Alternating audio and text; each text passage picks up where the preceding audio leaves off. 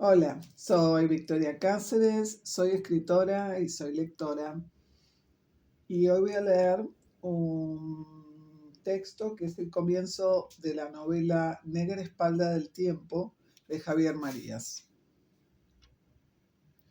Creo no haber confundido todavía nunca la ficción con la realidad, aunque sí las he mezclado en más de una ocasión, como todo el mundo, no solo los novelistas, no solo los escritores, sino cuantos han relatado algo desde que empezó nuestro conocido tiempo.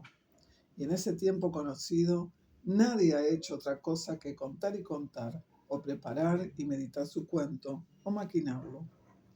Así, cualquiera cuenta una anécdota de lo que le ha sucedido, y por el mero hecho de contarlo, ya lo está deformando y tergiversando. La lengua no puede reproducir los hechos, ni por lo tanto debería intentarlo. Y de ahí que en algunos juicios, supongo, los de las películas, que son los que mejor conozco, se pide a los implicados una reconstrucción material o física de lo ocurrido.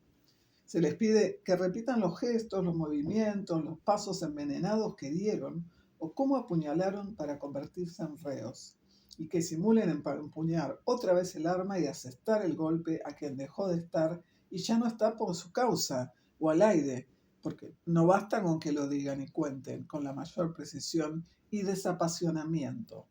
Hay que verlo y se les solicita una imitación, una representación o puesta en escena. Aunque ahora, sin el puñal en la mano o sin cuerpo en el que clavarlo, saco de harina, saco de carne, ahora en frío y sin sumar otro crimen ni añadir nueva víctima, ahora solo como fingimiento y recuerdo, porque lo que nunca pueden reproducir es el tiempo pasado o perdido, ni resucitar al muerto que ya pasó y se perdió en este tiempo. Eso indica una desconfianza última de la palabra, entre otras cosas, porque la palabra, incluso la hablada, incluso la más tosca, es en sí misma metafórica y por ello imprecisa, y además no se concibe sin ornamento, a menudo involuntario. Lo hay hasta con la exposición más árida y suele haberlo en la interjección y el insulto. Basta con que alguien introduzca un como si en su relato, aún más. Basta con que se haga un símil o una comparación o hable figuradamente. Se puso hecho una furia o se comportó como un patán. Ese tipo de expresión coloquial que pertenece a la lengua más que el hablante que elige, no hace falta más. Para que la ficción se deslice en la narración de lo sucedido y lo altere o falsee. En realidad la vieja aspiración de cualquier cronista superviviente, relatar lo ocurrido, da cuenta de lo acaecido, dejar constancia de los hechos y delitos y hazañas, es una mera ilusión o quimera. O mejor dicho, la propia frase, ese propio concepto, son ya metafóricos y forman parte de la ficción. Relatar lo ocurrido es inconcebible y vano, o bien es solo posible como invención. También la idea de testimonio es vana y no ha habido testigo que en verdad pudiera cumplir con su cometido. Y además si uno olvida siempre demasiados instantes, también horas y días y meses y años, y la cicatriz de un muslo que vio y besó a diario durante largo tiempo de su tiempo conocido y perdido. Olvida uno años enteros y no necesariamente los más insignificantes. Sin embargo, voy a alinearme aquí con los que han pretendido hacer eso alguna vez o han simulado lograrlo. Voy a relatar lo ocurrido, o averiguado, o tan solo sabido, lo ocurrido en mi experiencia, o en mi fabulación, o en mi conocimiento, o es todo solo conciencia que nunca cesa, a raíz de la escritura y divulgación de una novela, de una obra de ficción. No es seguramente gran cosa, ni todavía grave, ni tampoco acuciante. ¿Acaso se ha entretenido para el lector curioso, dispuesto a acompañarme en principio? Para mí tiene la diversión del riesgo de contar sin motivo ni apenas orden, y sin trazar dibujo ni buscar coherencia, como si lo hiciera con una voz antojadiza e imprevisible, pero que conocemos todos, la voz del tiempo, cuando aún no ha pasado ni se ha perdido. Y quizá por eso ni siquiera es tiempo. Quizá lo sea solo el que ha transcurrido y puede contarse, o así parece, y que por eso es el único ambiguo. Creo que esa voz que oímos es siempre ficticia. Tal vez lo será aquí la mía. No soy el primero ni seré el último escritor cuya vida se enriquece o condena o solamente varía por causa de lo que imaginó o fabuló y escribió y publicó.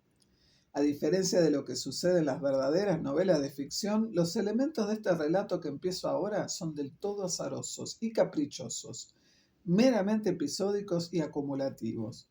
Impertinentes todos según la parvularia fórmula crítica, o ninguno necesitaría el otro, porque en el fondo no los guía ningún autor, aunque sea yo quien los cuente. No responden a ningún plan y se rigen por ninguna brújula.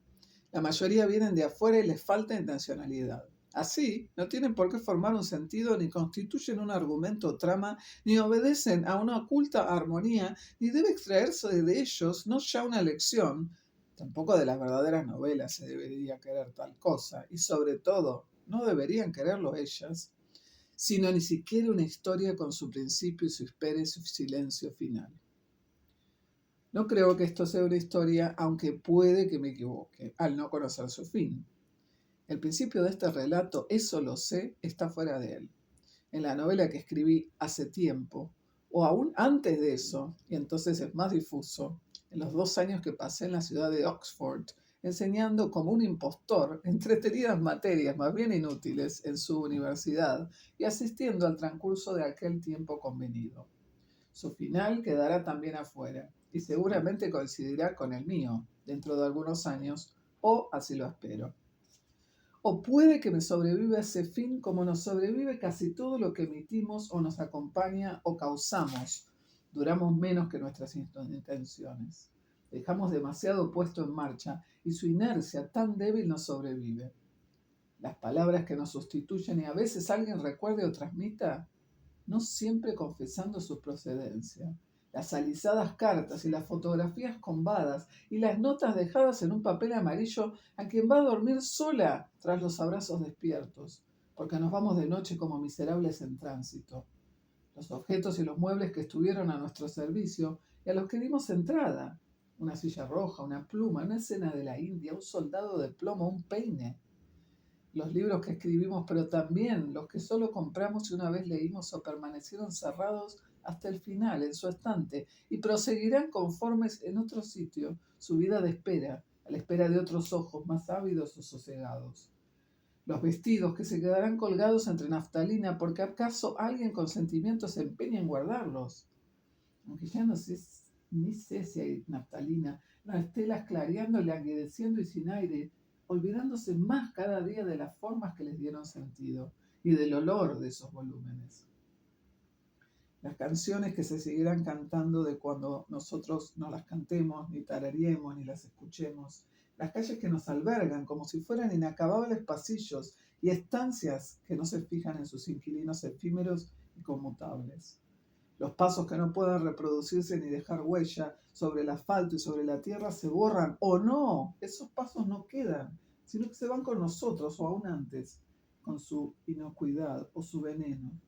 Y las medicinas, nuestra apresurada letra, las fotos queridas que tenemos expuestas y ya no nos miran, la almohada de nuestra chaqueta colgada sobre un respaldo, un salacot que vino de Túnez en los años 30 a borde del barco Ciudad de Cádiz, y es de mi padre, y aún conserva el barbo quejo. Y ese decán hindú de madera pintada que acabo de traerme a casa con incertidumbre, también durará más que yo esa figura, posiblemente. Y las narraciones que inventamos, de las que se apropiarán los otros, o hablarán de nuestra pasada existencia perdida y jamás conocida, convirtiéndonos así en ficticios. Hasta nuestros gestos los seguirá siendo alguien que los heredó o los vio y sin querer fue mimético o los repite a propósito para invocarnos y crear una rara ilusión de momentánea vida vicaria nuestra. Y quizás se conserve aislado en otra persona alguno de nuestros rasgos que habremos transmitido involuntariamente, con coquetería o como maldición inconsciente, pues los rasgos traen a veces venturas desdichas, los ojos orientalizados y como pinceladas los labios, boca de pico, o el mentón casi partido, las manos anchas y en la izquierda un cigarrillo. Yo no dejaré ningún rastro a nadie. Todo lo perderemos, porque todo se queda menos nosotros. Por eso, cualquier forma de posteridad tal vez sea una afrenta. y quizá lo sea también, entonces, cualquier recuerdo.